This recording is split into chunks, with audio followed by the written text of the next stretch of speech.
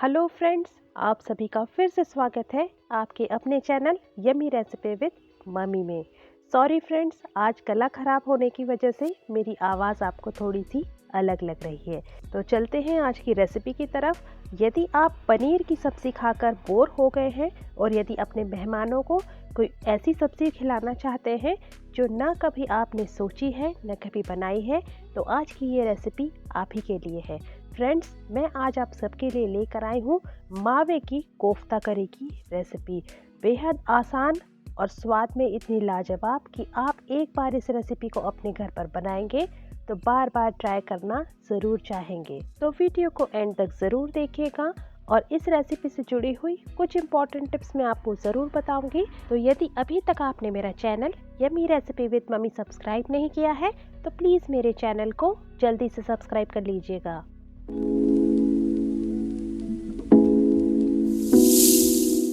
इस सब्जी को बनाने के लिए सबसे पहले मैंने यहाँ पर 150 ग्राम मावा लिया है और इस मावे को अच्छी तरह से क्रम्बल कर लेंगे।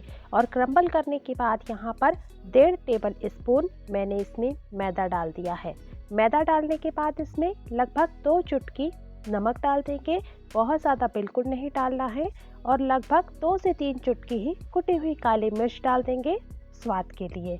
अब सभी चीज़ों को अच्छी तरह से मिक्स कर लेंगे जिससे कि ये पूरी तरह से एक चिकना डो जैसा बन जाए। आपको इस बात का ध्यान रखना है कि इसमें किसी भी तरह का दूध या पानी वगैरह का इस्तेमाल नहीं करना है।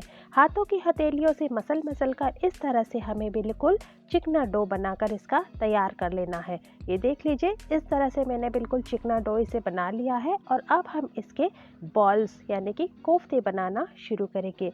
वैसे मैंने यहाँ पर गोल शेप के बनाए हैं। यदि आप चाहें तो सिलेंड्रिकल शेप वगैरह के भी कोफ्ते यहाँ पर बना सकती हैं। और साथ ही इस बात का भी ध्यान रखना है कि कोफ्ते में किसी भी प्रकार का क्रैक वगैरह बिल्कुल भी ना आए।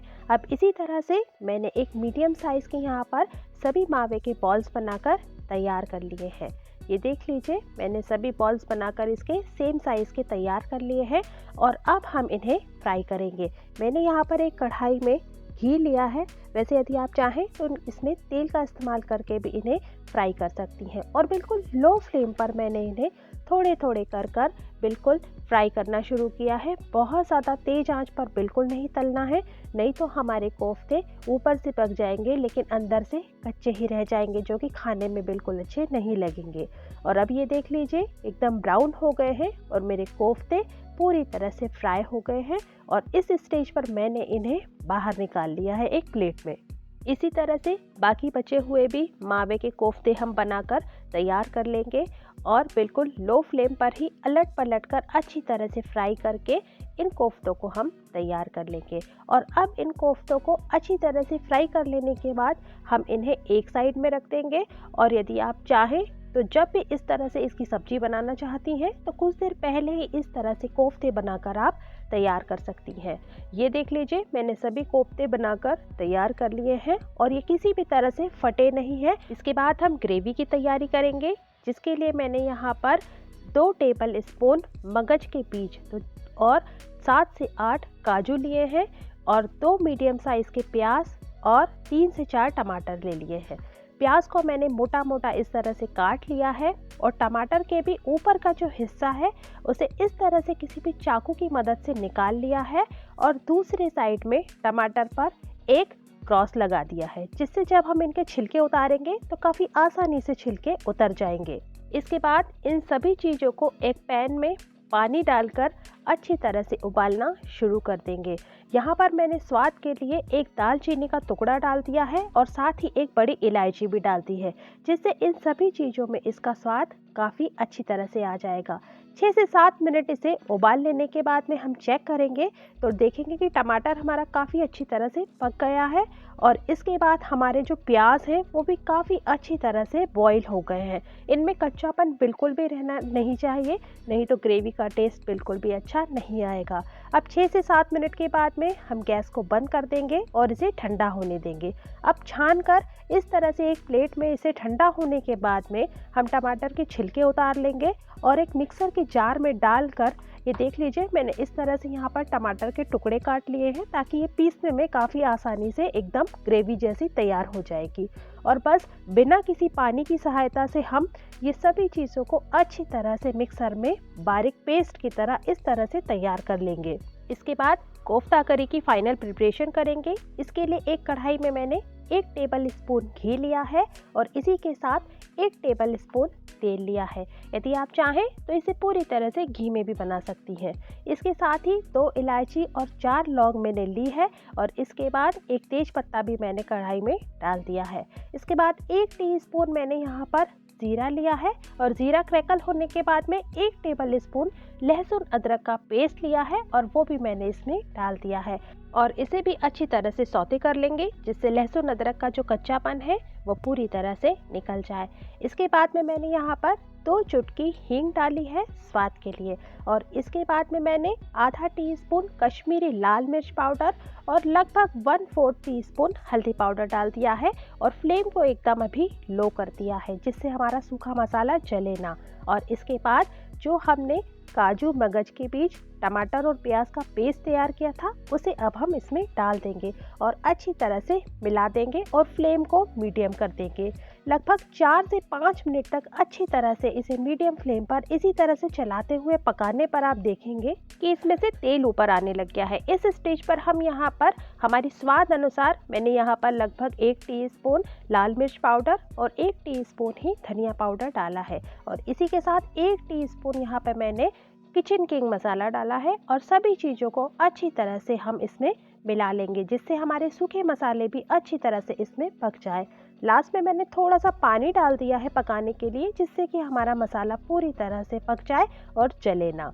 अब देख लीजिए 2 से 3 मिनट इसे बस इसी तरह से चलाने के बाद में अब हम इसमें 2 बड़े चम्मच एकदम घर की जो फ्रेश मलाई होती है वो इसमें डाल देंगे। यदि आप चाहें तो क्रीम का इस्तेमाल भी कर सकती हैं और मीडियम फ्लेम पर ही इसे भी मसाले में अच्छी तरह से मिला लेंगे और लास्ट में हम इसमें स्वाद अनुसार नमक डाल देंगे।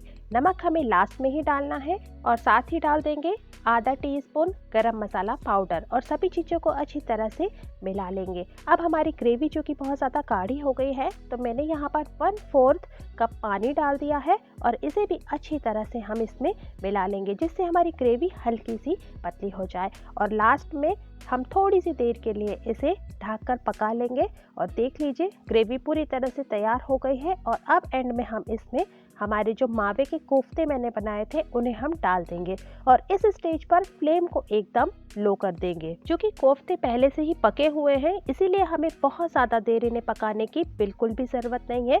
बस इसी तरह से लो फ्लेम पर ग्रेवी में डालने के बाद में 1 से 2 मिनट के लिए हम इसमें इसी तरह से इसे चलाकर छोड़ देंगे। लास्ट में थोड़ी सी कसूरी मेथी डाल देंगे जिससे ग्रेवी का पूरा स्वाद हमारे कोफ्तों के अंदर चला जाए। और अब हमारी मावे की कोफ्ता करी की बिल्कुल स्पेशल सब्जी बनकर तैयार हो गई है। इस स्टेज पर गैस को बिल्कुल बंद कर देंगे और किसी भी तरह से इसे पकाने की अब बिल्कुल भी ज़रूरत नहीं है। बहुत ही क्रीमी, सॉफ्ट और बेहद अलग स्वाद वाली ये हमारी सब्जी बनकर पूरी तरह से सर्व करने को तैयार है। ऊपर से हल्का सा हरा धनिया के साथ में गार्निश करेंगे और यदि आप चाहें तो क्रीम वगैरह का इस्तेमाल करके भी इसे गार्निश कर सकती हैं। अब मैं आपको कुछ इम्पॉर्टेंट टिप्स बता देती हूँ जिन्हें फॉलो करके आप भी बिल्कुल इतनी टेस्टी सब्जी अपने घर पर बना सकती हैं। सबसे पहले तो आपको इस बात का ध्यान रखना है कि जब भी आप मावे की बॉल्स यानी कि कोफ्ते बनाएं तो आपको बहुत ज़्यादा बड़े साइज़ के या बहुत ज़्यादा छोटे साइज़ के बिल्कुल नहीं बनाना है। आप किसी भी शेप के बनाएं लेकिन आपको मीडियम साइज़ के ही बनाना है जिससे ये अंदर और बाहर तरफ से काफ़ी अच्छी तरह से सिक जाएंगे और बिल्कुल भी कच्चे नहीं रहेंगे। दूसरी बात, मावे के अंदर आपको मैदा बहुत ज़्यादा बिल्कुल नहीं मिलाना है। यदि आप मैदा बहुत ज़्यादा डाल देंगी तो आपके कोफ्ते बहुत ज़्यादा सख्त यानी कि कड़क बनेंगे और ग्रेवी पूरी तरह से सोख नहीं पाएंगे। तो फ्रेंड्स, इन्हीं सब बातों के साथ यदि आज आपको मेरी ये रेसिपी मावे की कोफ्ता करी की सब्ज़ी पसंद आई है तो प्लीज़ मेरे चैनल को ज़रूर सब्सक्राइब कीजिएगा और इस वीडियो को ज़रूर लाइक कीजिएगा। तो जल्दी मिलते हैं किसी न्यू और इनोवेटिव रेसिपी के साथ। तब तक बने रहिए यम्मी रेसिपी विद मम्मी के साथ। Thanks for your time.